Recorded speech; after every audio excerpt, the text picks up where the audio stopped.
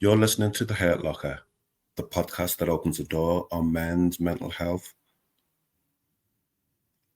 Over the years, we've looked through, I'm chatting as if we've been doing this for years. We've barely touched a year and a half, but we've looked through the archives, the producer and I, Tim, and constantly the themes that come up about well-being and one's own welfare, the importance of exercise, the importance of eating, sleeping well, the importance of being out with nature. So this episode is going to be slightly different. We're going to talk to Stephen Hall of StandTall Therapy, who, as a therapist, focuses on those real-life things. Stephen, welcome to The Hurt Locker. Thank you very much, Yunke. How are you today? I'm doing all right. Yeah, a little bit under the weather. I've had a bit of a sort of problem with my chest recently, which has limited the amount of time that I've been able to go out into the hills and spend walking. But I went to see an acupuncturist today, and that I feel an awful lot better having done that. Tell me about that. I've never had it. Have you not? I've never had it. I really like it. I first had acupuncture about 10 years ago now, when I was really struggling, when I was first struggling with my mental health. Okay.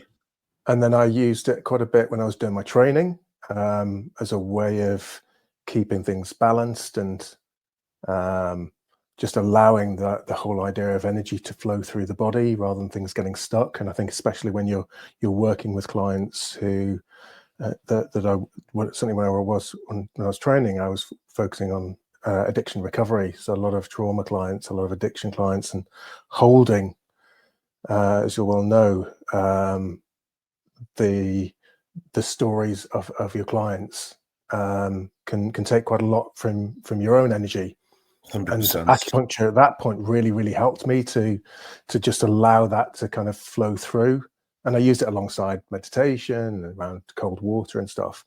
But yeah, recently, because I've just been feeling under the weather and had this stuff on my chest, I made the decision to go back and see an acupuncturist again. Okay. I think it was definitely the right decision. Okay, we may turn back to that. Yeah, sure. For the benefit of our listeners, who is Stephen Hall? Who is Stephen Hall? Stephen Hall is a man who cares about mental health, a man who cares about other men, and wants to help other men to be the best version of themselves, which is why I do the work that I do. Stephen Hall's also a father. I've got two wonderful kids. A daughter who's in Liverpool at vet school. Okay. Has just finished her second year, and is back home at the moment, which is lovely. She's on placements, so that's fantastic. And my son, he's 18. He's just finished his A-levels. Literally just come back from a camping trip with his girlfriend. But yeah, my kids are really special to me. They're my hug monsters. Okay. That's why it's really nice having my daughter back as well, because I get extra hugs from her every day. And my wife, Kate, we've been married for 28 years now. She's a teacher. It's how we met. I was a teacher as well. So. Thank you for sharing. So we're gonna go here, there, and everywhere a little bit, okay? Okay, yeah, that's good. In terms of your work, yeah. When Tim first mentioned it to me, he says you do a lot of walk and talk therapy. Unpick that for our listeners. What does that look like? If I may, I can kind of put a bit of context into why I came to walk and talk therapy. Yes. Before I trained as a therapist and during COVID, I was I worked as volunteered as a mentor, and Okay. I worked with teenagers who were in care homes and in foster care. And I also worked for another charity working with veterans who'd been medically discharged from the army and were transitioning to civilian life. And with both of those groups of people, I recognized that when we were sat down facing each other, whether it be in a coffee shop or over lunch, conversations wouldn't go very far. They'd be quite transactional in their nature. And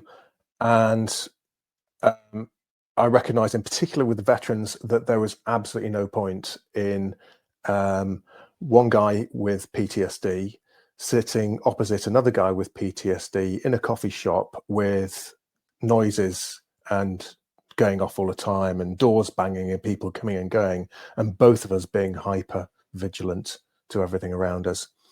And so even before it became compulsory over COVID, I switched to working outdoors with them and going for walks instead. And what I found was that conversations flowed more naturally. We were shoulder to shoulder rather than face to face. So there was no sense of interrogation or of challenge. Yes. And then you add into it elements of being out in nature, forms of exercise, walking side by side, which in itself helps to process ideas, because we process things best at about 3 miles an hour. So that natural walking flow just really helped for those conversations to take a different direction, and we just made a lot of progress. And then when I was training, can I ask on that? With the majority of the people who you started doing the walk and talk with, were they men in the main? They were, and in fact, I was deliberately marketing everything towards men, but actually, I have found that the women who approach me specifically want to do walk and talk. So I don't work with any women online. I do work with some men online, but all of the women that I work with, and at the moment I've got 3 women that I see on a regular basis, they specifically wanted to work with me because I do walk and talk as an approach. And one lady absolutely loves nature, another lady loves being by water, another lady has got an incredible history of caving and climbing in Nepal, and is now in her 80s but still loves walking. Yes. So it has been interesting that an area that I never expected to become a part of the work that I do, but has actually attracted women to work with me as well. And the reason why I asked that question was because often what I picked up with men is that we engage in a different way. And what I mean by that is that, as you say, it's not transactional, looking at each other, as it were, but walking alongside without that fear or pseudo fear of being judged. Yeah. You know, and it's the same when we're with our kids. That actually the best conversations with the kids happen when you're in the car. Yes. And you're side by side as well. I mean, I spent some fantastic time with my daughter on her gap year, and we traveled around Kenya together and Tanzania together, and just had the most amazing conversations on these really long journeys as we were traveling through Kenya. And it was because we were side by side. Yes. Yeah, there's a lot to that. Can I ask you, when you became a mentor, what propelled you to do that type of work with veterans? I've worked with veterans myself. I have my own reasons why, but you know, you've worked with kids in care as well. What drove you to do that type of work? or did it I choose was you?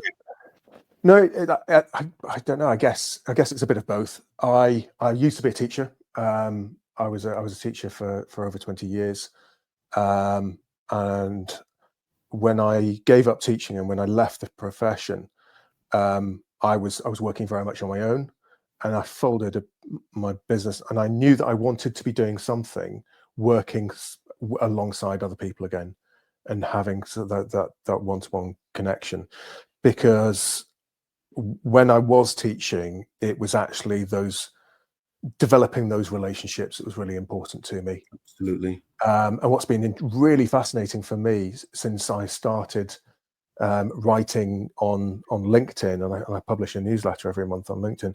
Since I started doing that, the number of my ex-pupils who are now in their 30s who have got in touch with me and sent me messages, and some of it is in relation to some of the stuff that I write about, but a lot of the time it's just reminiscing about what their experience was of me.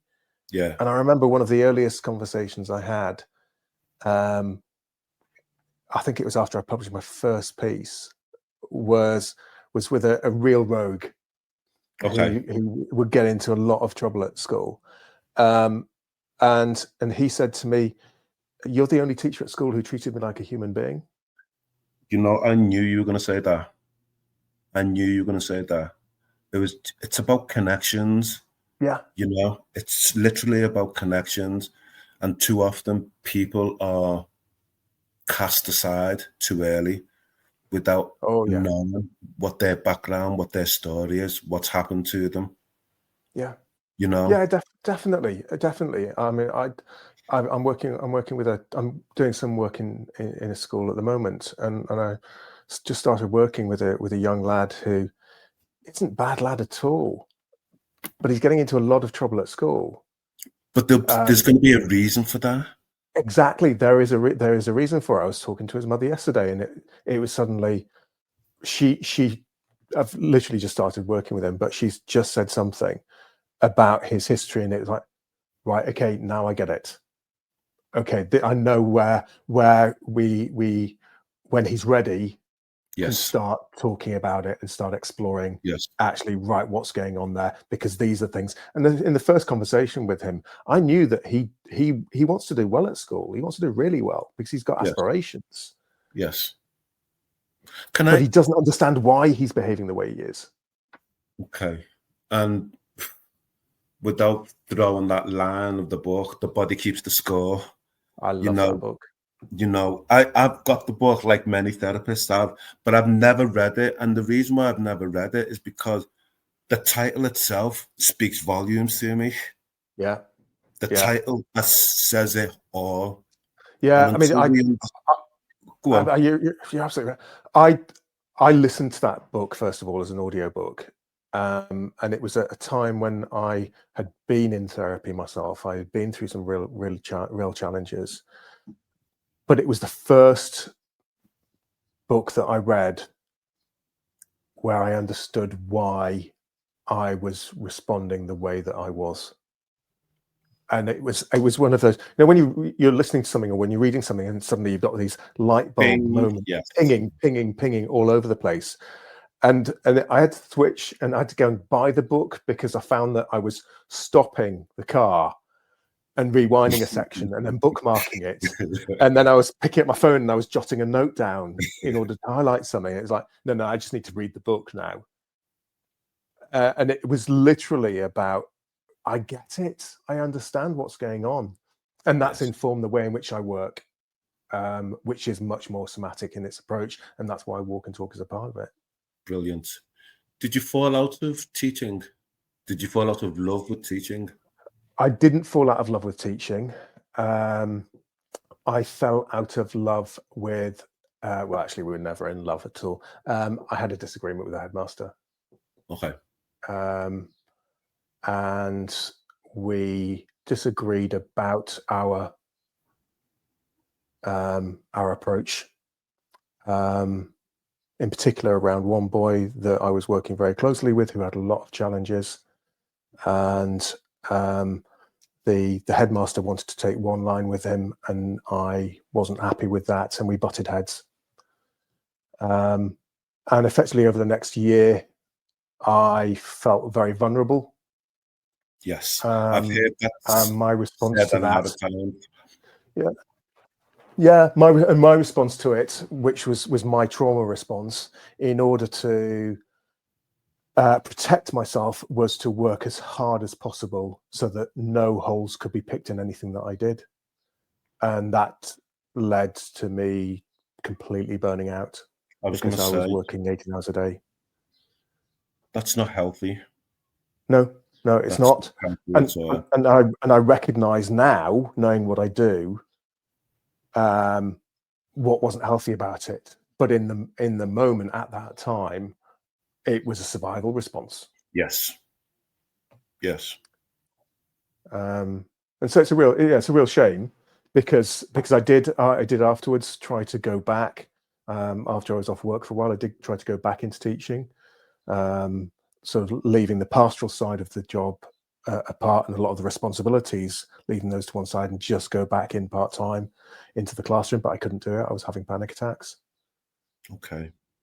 And I literally couldn't teach anymore, which was really, really sad because I lost a big part of my identity at the time, because I loved my subject, but also I loved working with the kids. Yes. And so when it coming back to what you were saying there, I kind of fell back into it through mentoring. Yes. Because that was the part of the job that I really loved. It was supporting people on a one-to-one basis. Yes. Yeah, I'm smiling at that now. I think the thing for me with school is we have 9-10 different learning styles. Yeah. But the education system is stuck on just 3 learning styles. And those children that don't fit into those 3 learning styles are cast aside, forgotten about. And it's really frustrating because it's not working for a huge swathe of the population, and what we have is a lot of disaffected young people. And instead of actually looking at where the problems really are, you've just got labels being thrown. Yes. And a medicalized approach and response, and all of a sudden that then becomes a part of their identity. Yes. And I remember I was talking with a young lad, a different young lad, yesterday, and I said, what do you want more than anything else people to understand about you? And he said, I want them to understand my autism. And when I picked it apart and I asked the question again after about 5 minutes, I said, I'm going to ask that question again, and I want to see whether you give me the same answer. And he said, no, I don't want them to understand my autism. I want them to understand me. Yes. And that was massive. That was a massive shift, because he dropped that label that he's been given to just look at who I am. And that's all that I've done with him over the period of time that I've been working with him. Yes. Is just seeing him as a young lad. And that's why I love the job that I'm doing. And that's why I love working with young people as well as working with adults. Ofsted this week conflated autism with children being profiled with an increased chance of becoming extremist. What's your take on that? Can I swear? Yes, of course you can. For fuck's sake. I'm welling up on that one, actually. That really upsets me.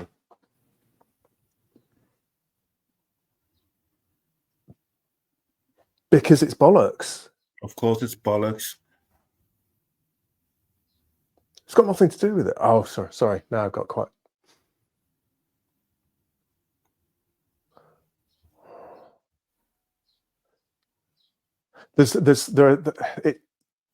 I find statements like that incredibly damaging, because all it does is isolates. You took the words out of my mouth. young If you took people, the and words out of my mouth. it's exactly what's happened. It's what happened a few months back with adolescents, which I equally found I found the response to that incredibly frustrating and incredibly damaging for young men. And it's yeah. Let's just throw a label at a group of people and let's put them over here and cast them aside and see them as damaged goods. And not look at the real issues underneath, such as with the education system, such as what's going wrong in society, such as why we don't have positive role models, male role models on the ground in day-to-day lives of our young people. We do have positive role models on the ground, but they're pulled and stretched all over the place. That's to yes. the Sorry. extent, Yeah. to Yeah. the You're right. extent of exhaustion. Yeah. and The burnout. ones that are there, we don't have enough. Yes, And the absolutely. ones we don't have enough male teachers, we don't have enough male youth workers, we don't have enough.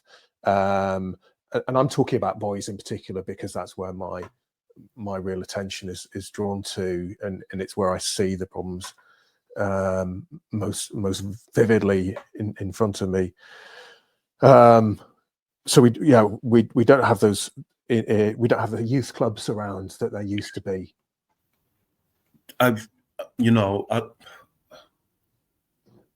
It's nothing that I've read, but just what I've borne witness to here in Liverpool.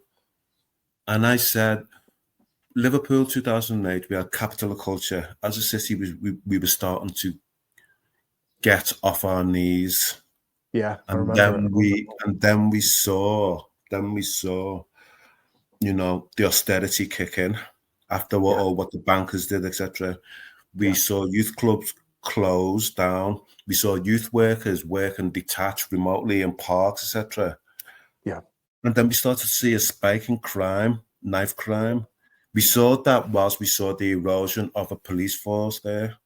Youth clubs were a safe space, for kids to negotiate, to reason and rationalize their behaviors with skilled workers. That was taken away. Absolutely, to learn to understand themselves, to be able to express themselves. Yes, but also see the other side as well. See the other side, to challenge and to be challenged. Yes. And that all happened within a safe space. Yes. And I just don't see that we've got enough of those spaces around anymore. And so what naturally happens is that you have groups of people looking elsewhere for them. And of course, where do they now look? Gangs. Yeah. And they'll be in gangs and they'll protect themselves because that's what you're supposed to do. They found a tribe. They found a tribe, that's it, exactly. Where they're being seen. Yes. And they're prepared to make certain sacrifices as a result of that because they are being seen. And they're prepared to take risks as a result of that. But at the same time, when they lock themselves in, there's no getting out. Or if there is, there's consequences. Yeah. Yeah. And it must be frightening for young men in particular, not having the chutzpah, for want of a better word, to be able to say, no, I'll plow my own furrow. Because it can be scary being alone. Absolutely, because they haven't got somewhere else to go to. Yes, and you do, but you do see it. You see some amazing projects. I think of some of the sort of boxing clubs and the work that they're doing. It is fantastic to see it, but it should be everywhere.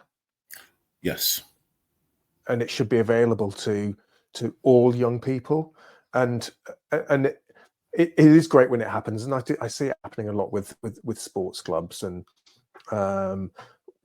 whether it's a young guy who's really into his basketball and has got a great basketball coach, or a guy who's got a really great rugby coach, but then that rugby coach goes on and moves to somewhere else, and all of a sudden they become disaffected. Yes, because they've lost it. And it's so they were drawn in by the sport, then they were kept in that family by an individual. Yes. But then that individual moves on, and they're lost again. Yes. Going back to your point as well about leaders and role models, I think we've been let down badly at the top. I think we've been, regardless of what political persuasion, I think we've been let down badly. And when people can lie blatantly in front of you and you know it's a lie, and nobody challenges it, what does that say? How does that inform our young What message people? does that give? What message does that give about we care about you, and we want the best for you? Instead, when we get a prime minister saying that a fictional program on television is a documentary and needs to be shown in schools, and shown as a part of a curriculum without any facility to really explore the very, very complicated issues that are underlying it, but also without the, I mean, we've got the research on incels. It was government commissioned research which says what the issues are that involve those young boys. They're not a danger to girls. They're not a danger to society. They're a danger to themselves. 100%. 100%. What gets you up in the morning?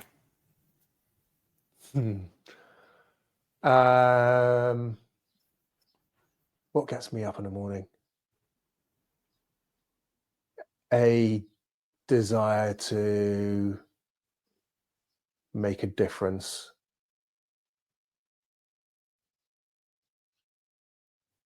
to the lives of other people, because I know how desperately lonely it can be when you're in a dark place. And I want to help other people get out of that place.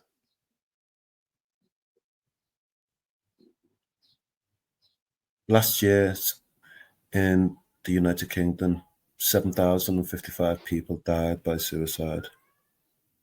74% of those were men. Yeah. 270,000 lives lost so far this year. 1 every 43 seconds across the world. I can't understand why it's not. I can't understand why it's been treated as a specialist issue. I don't get it. I don't get it at all.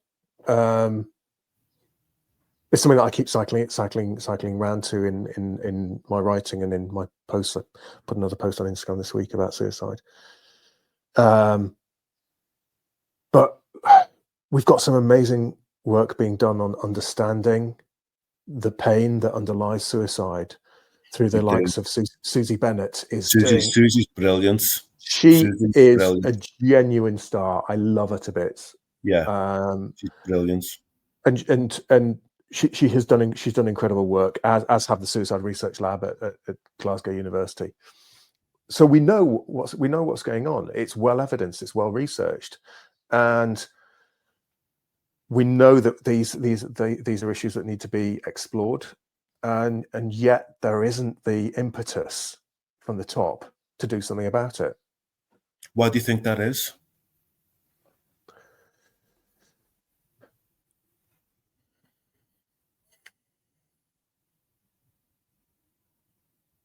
To be honest, I really don't know.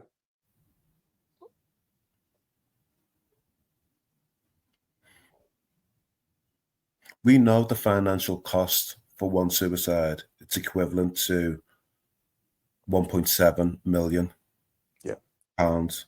We know the financial cost, and And we yet, know the implications. We know the ripple effects that one absolutely, suicide has. we know that if you've been bereaved or affected by suicide, you're 80 to 300% higher than the general population. Yeah. We know all of this, and yet, And that's why my answer is genuinely, I don't know why we're not doing anything about it as a society. But it's not just British society, is it? You look it's global. around. It's global. You look around the world. I mean, I was amazed, absolutely amazed when I was out in Kenya. In the Nation newspaper, there's a men's mental health article, weekly column. Okay. In the newspaper, which I was amazed to see. Okay. Within Kenyan culture, because I spent time out in Malawi and various other Southern African countries quite a lot, and it was never an issue that was discussed, but I saw it being discussed openly, and it's exactly the same situation there as far as the proportion of suicides that are men. It's stigma. Yeah. Stigma. Even the way we talk about it. Yeah. People are afraid to talk about it. Yeah. And I get it. I really do get it. And I do think we've made massive progress. But I will still contend, and this isn't an arrogancy on my part. Each of those 7,055 people that died last year by suicide, I personally wish I could have sat with each and every single one of them. Yeah. On a personal level, I say that to myself, because losing one person to suicide is one too many. Yeah. It is. And I've worked with guys who have been there, who've been actively suicidal, and who've chosen to stay.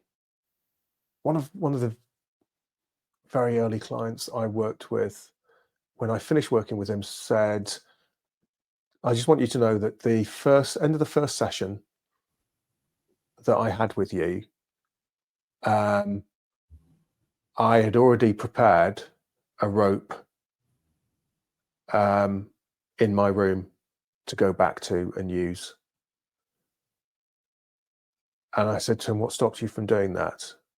And he said, "When you came out, you shook my hand and you used my name, and I felt like I was being treated like a normal person." And it sometimes can be as simple as that. Just acknowledging the human being in front of you and giving them the space to feel safe. Yes. Props to you. Props to you.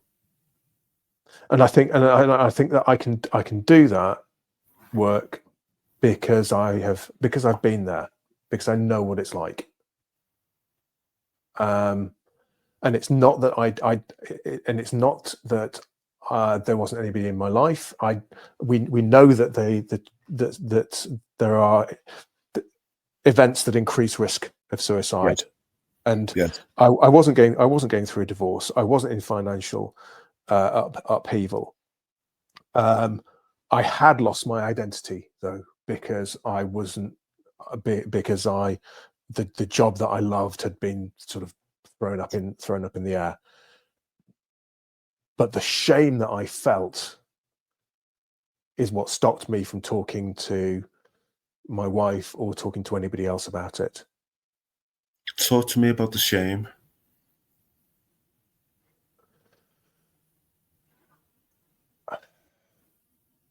If you can. The shame for me, the shame wasn't, I don't know, I don't know an awful lot about really what was going on in my head at the time when I went to go and take my own life. I knew that I felt very alone, very empty, and worthless. And it was when I was on the very edge that I closed my eyes and I saw my kids' faces, and they were young at the time. They were really young at the time, and that's what stopped me from doing it. The shame is what stopped me from then talking to anybody about it. And so I came back from that place and still felt really awful, still felt really, really low, really down, but couldn't tell anybody. Why? Because I didn't feel that I could inflict that pain on anybody else. And that's how it felt. That not that I would be releasing any of my pain, but that I would be inflicting it on anybody else. And that's what I'm reading, but hearing is you didn't want to feel like a burden on anybody else. Oh, yeah. You know, and that always pricks my ears every time I hear that. You didn't say burden, but you said inflicted. It's mad, isn't it? It's crazy. There was something you said before in terms of how we see ourselves, how we define ourselves. And I remember back in 2008, I was made redundant, and try as I might, I couldn't get a job anywhere.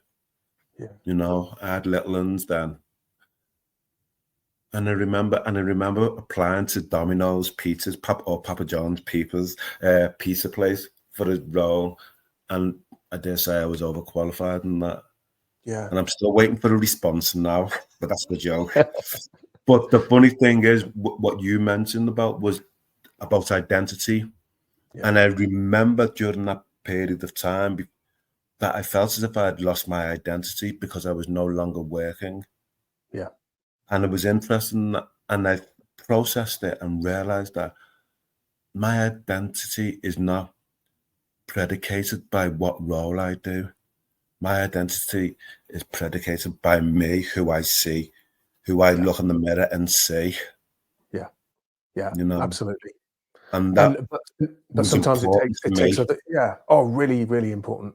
But I think that for guys in particular, it's really difficult for them to be able to take that step back and see it for themselves. And it's often only when other people reflect it back on us that we can then see it. Yes. And that's why therapy can be really powerful. That's why men's groups are really powerful. Men's groups. I mean, there needs to be more men's groups out there. There needs to be more conversations like we're having. It needs to be normalized. It shouldn't be, oh, shock, we're talking about suicide. Oh, shock, we're talking about masculinity. Oh, shock, we're talking about this, that, and the other. It should be a normal part of everyday conversation.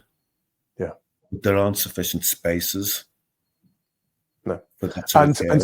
And they've got to be spaces that work for those individuals, because there are amazing sort of national organizations now of the men's groups and men's circles, but they don't necessarily work for everybody.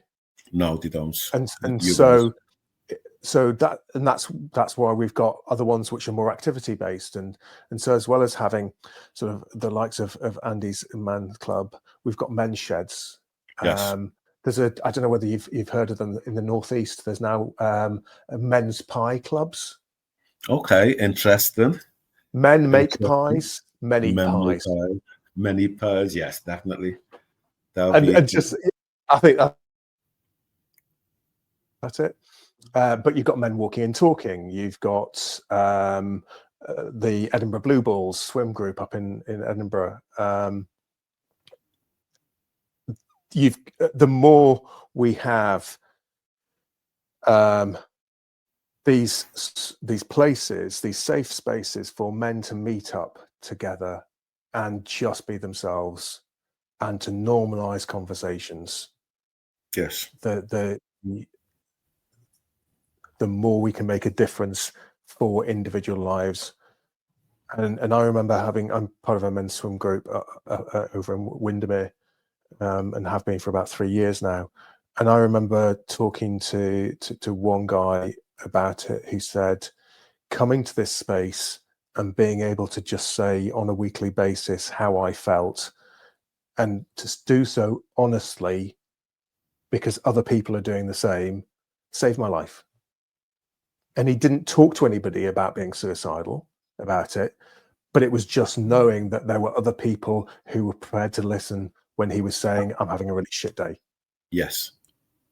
And also to recognize and realize that he wasn't alone. That he wasn't alone, that there are other guys who are also struggling. Yes. And that's what these spaces do. And whether it's I'm part of a couple of online groups, whether it's one of those, whether it's a face-to-face group, finding community, Yes. finding your tribe, finding Yes. a group of people who you can just be yourself with, where you don't have to put on a mask and pretend to be Okay. Pretend to be something you're not. You can just be the raw version of yourself. What do you think's happened with society? Have we gone down a rabbit hole? We've gone down a rabbit hole of individualization. Yes. Yes. Okay, that's interesting. That's interesting.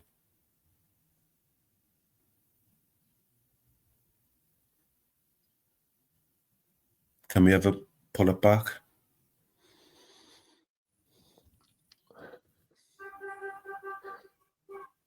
That sense of community, where people looked out for each other, where you had common interests, and whether it be through religion or through a communal approach to work.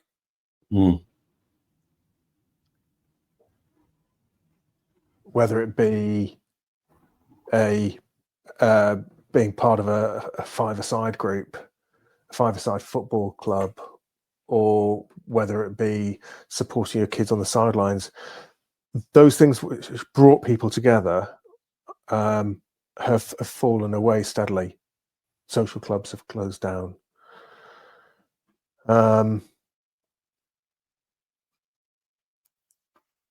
And at the same time, people are working increasingly in a more isolated environment. COVID had a huge amount to play in it, didn't it? But I thought we had an opportunity with COVID to reset. And instead, all we did was just go from first to sixth gear, as it were, when we come out of COVID. But it wasn't for our benefit. I don't feel it was for our benefit. No, but I think that was rooted in fear. In what sense? Tell me more. Well, I think throughout the whole of COVID, we were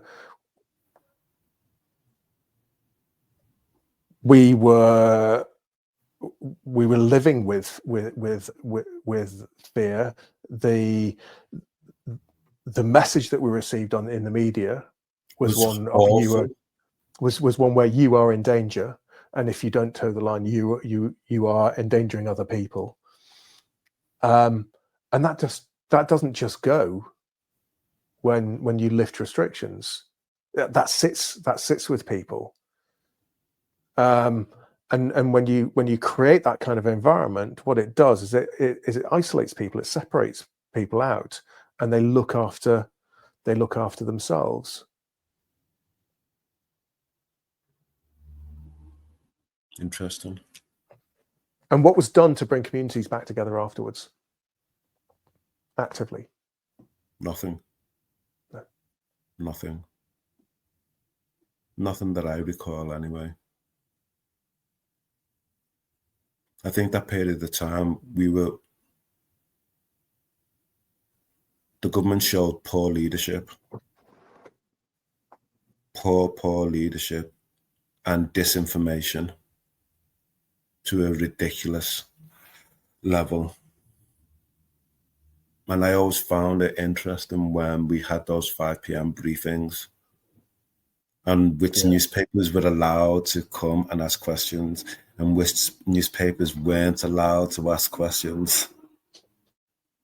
And that was telling of itself. Yeah. Yeah. Who's going to toe the line? Who's going to tell our narrative? Yeah. Because we don't want it challenged.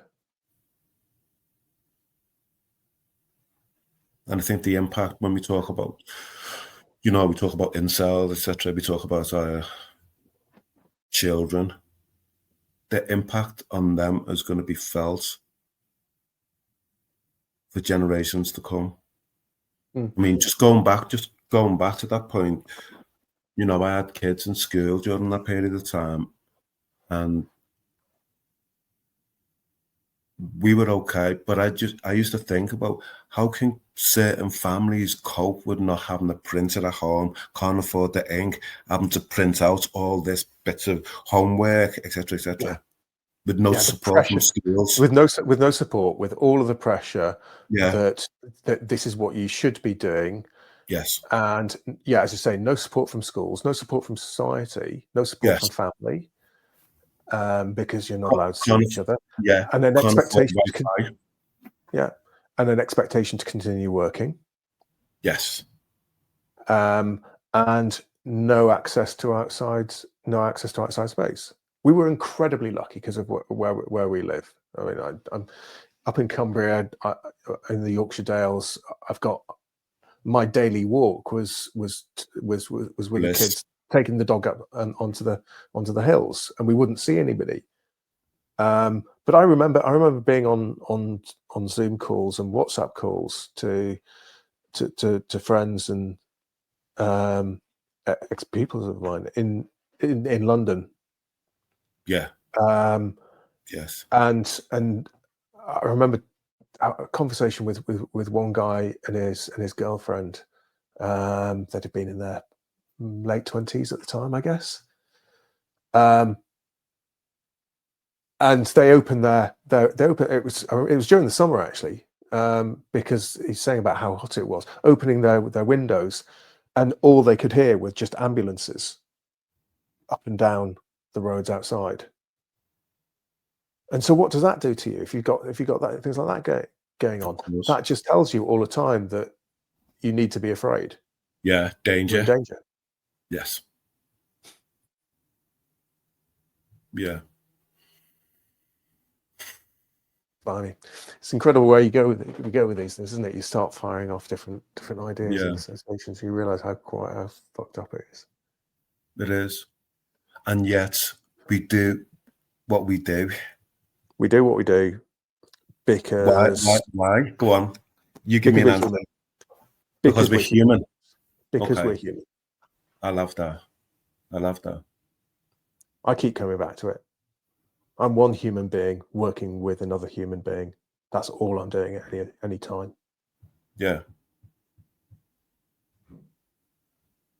And I think that the more we can come back to that, I've stopped looking at the news. I've stopped it. I've deleted the BBC and any newspaper apps off my phone because it doesn't help me. I find it just incredibly frustrating, and I don't feel like I can influence it. But what I can influence is the people that I work with on a one-to-one basis. Because even when I write to my politician about issues that are really, really bothering me, or about do you write to your politician? I do, and the last time I wrote to my local politician, I then wrote another message back to her challenging her on why she hadn't addressed the first, and I got a very long response about how Parliament works, and a very condescending line about the issue being clearly very important to me. And it was obvious to her that I was very passionate about it. She didn't say anything about being prepared to support it. She didn't say anything about understanding why the issue was important to me. And she certainly didn't say that she was going to support the bill in Parliament. Wow. Well, Stephen, what's your manifesto? My manifesto.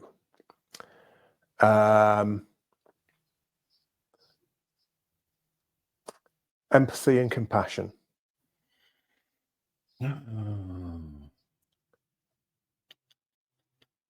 Connection and community. Empathy and compassion, connection and community.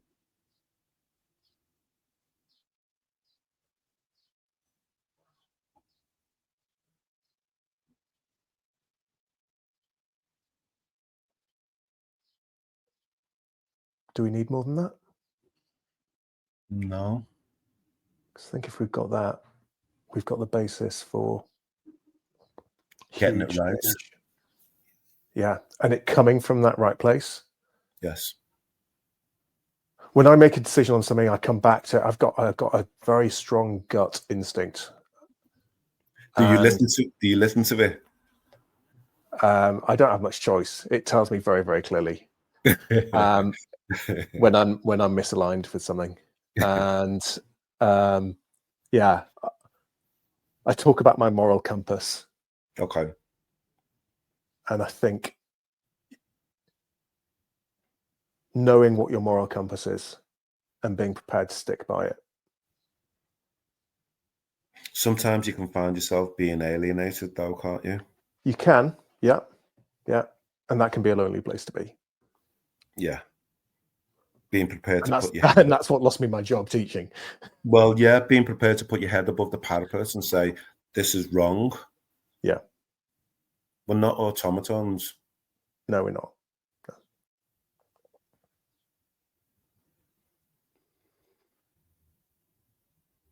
Would you consider yourself a little bit of a maverick?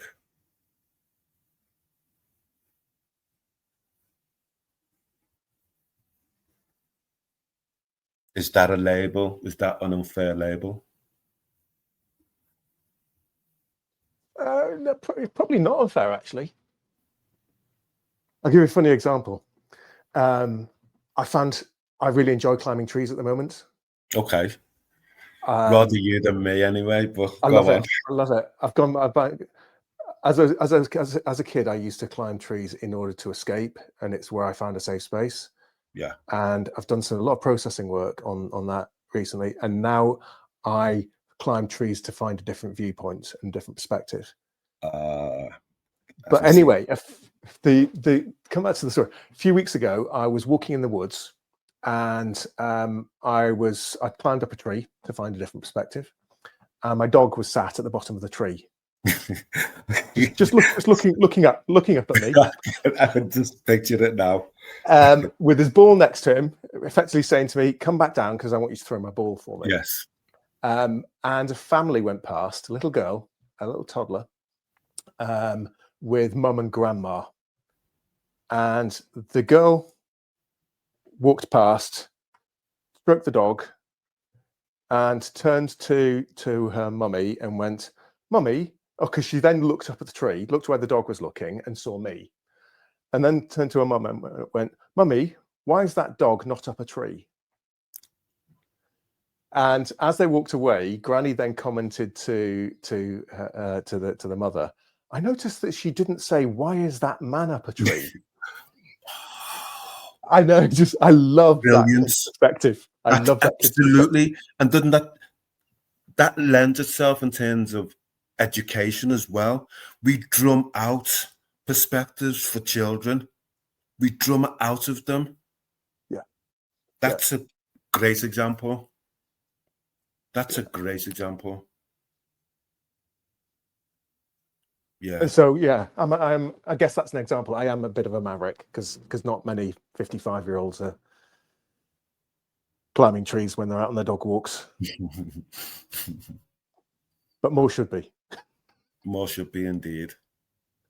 Or Indeed. finding anything that brings just that bit of joy, or pushes them a little bit, or gives them a different perspective on things. What takes you out of your comfort zone? You mean other than things like this? You know what? You've done brilliant, honestly. Nobody would I actually think. feel really relaxed now about it. Good. Good.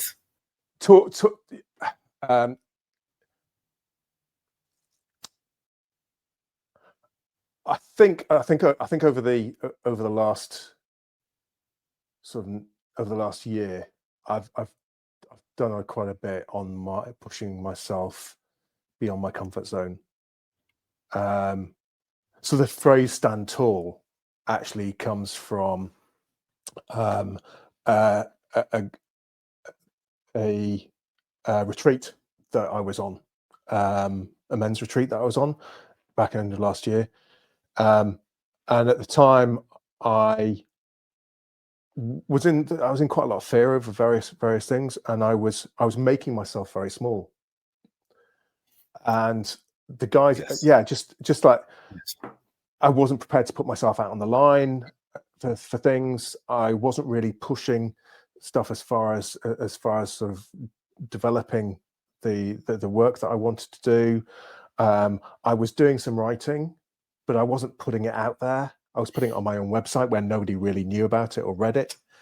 And through the work that I did on this retreat, I was able to put aside a lot of the stuff from the past. And one of the guys commented at the end of it, and he said, "I've seen this massive change because you are standing tall again." And then somebody else went, "Yeah, it's StandTall Hall," and so that's now become their name for me.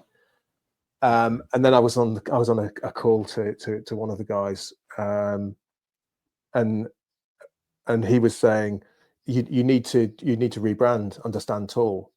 And he's out in California, and he was talking about, you can have caps, baseball caps with StandTall written all over it, and that's never going to happen.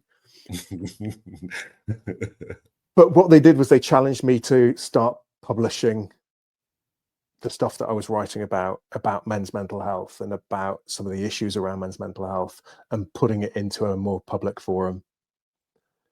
And that's where that's when I started putting the newsletter, and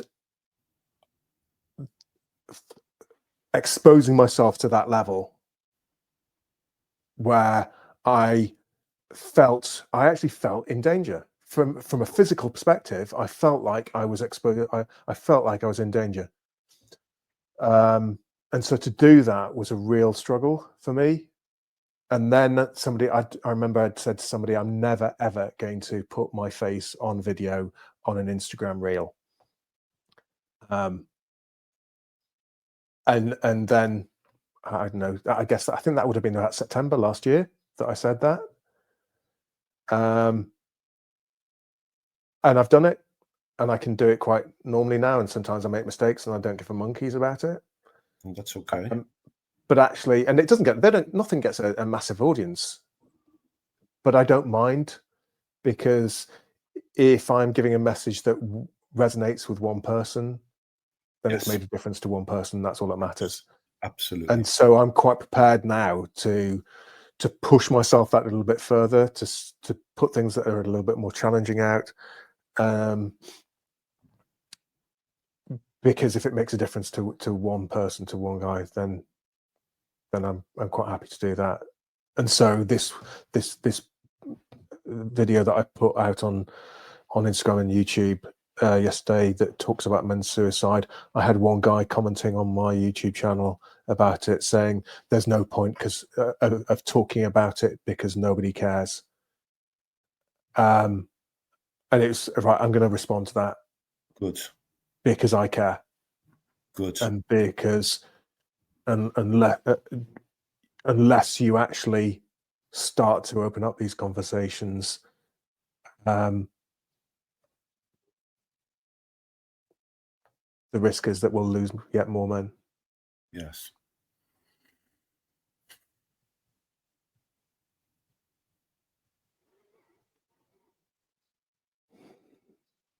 I'd love to have you on again in the future. I'd love to be on again in the future. We Without haven't a talked doubt. an awful lot about walking and talking, have we, in nature? No. But we've pulled apart some really important issues. Yes. Yeah. I don't want to rush talking about walk and talk, so I think we'll do that next time. Sure. Can I ask? If you had the opportunity to talk to your 7-year-old self, what would you say to him?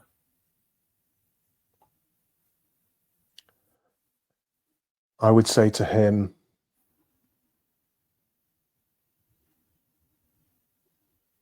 believe in yourself.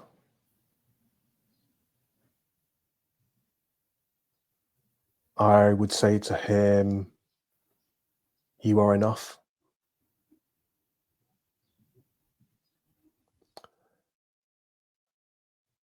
I would say to him,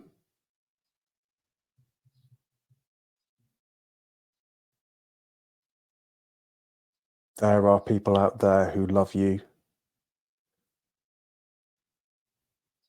You might not have met them yet, but they're out there. And I'd hope you'd give him a bloody big hug as well. Oh, absolutely. Hugs are so important. I've got an 18-year-old son who I hug every day. I love that. And always have done. And we'll hug in public. We'll hug at home. And we've got, we have our own sort of mantra every time we hug, every time we say goodnight. And it's physical touch and connection is so important. Absolutely. I was reading a report. I can't remember. I've tried finding it again and I can't, because I do this. I read something and then think, oh, I should remember that. We do that all the time. We do that all the time. I do that all the time.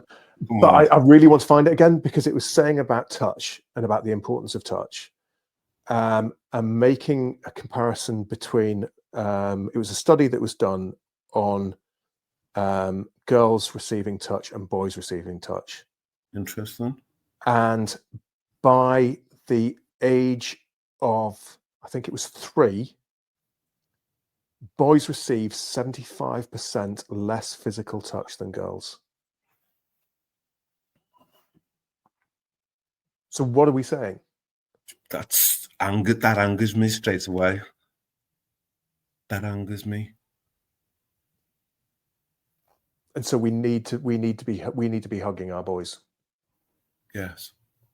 We need to be, because that shows that it's okay.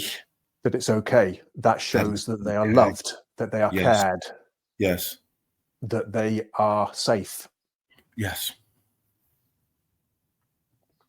And I mean, it's one thing that I always knew as soon as I became a father, that I wanted to hold and hug my kids every single day and hold them as close as possible.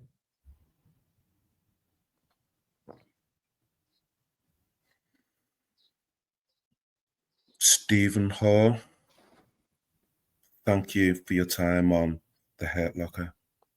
Thank you, Yinka. I didn't even ask you who's the most important person in your life. Me. Because I knew you'd already.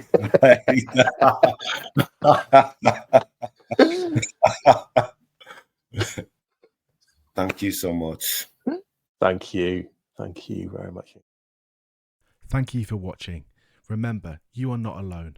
If you or someone you care about is struggling with their mental health, please see the contact information in this episode's description for further support.